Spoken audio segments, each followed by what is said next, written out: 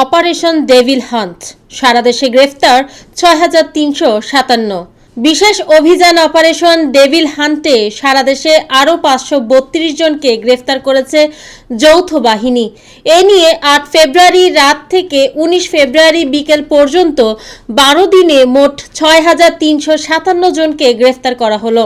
Police সদর দপ্তর থেকে জানানো হয়েছে, অপারেশন ডেভিল হান্টে মঙ্গলবার বিকেল থেকে বুধবার বিকেল পর্যন্ত ২৪ ঘন্টায় ৫৩২ জনকে গ্রেফতার করা হয়েছে। একই সময় এ বিশেষ অভিযানের বাইরে বিভিন্ন মামলায় ১,০৫১ জনকে গ্রেফতার করা হয়। অভিযানে উদ্ধার করা হয় বিদেশি পিস্তল একটি, ম্যাগাজিন একটি, স্টিলের চাপাতি একটি, বার্মিজ চাকু দুটি, স্টিলের জং ধরা ছুরি একটি ও স্টিলের কিরিচ একটি। গত ৭ ফেব্রুয়ারি রাতে গাজীপুরে মুক্তিযুদ্ধ বিষয়ক সাবেক মন্ত্রী মোজাম্মেল হকের বাড়িতে সন্ত্রাসী হামলার শিকার হন ১৫ থেকে ১৬ শিক্ষার্থী। ছাত্র জনতার উপর সন্ত্রাসী আক্রমণের ঘটনার পর স্বরাষ্ট্র মন্ত্রণালয়ে আইন শৃঙ্খলা রক্ষাকারী বাহিনীগুলোর সমন্বয়ে এক সভায় অপারেশন ডেভিল হান্ট পরিচালনার সিদ্ধান্ত হয়।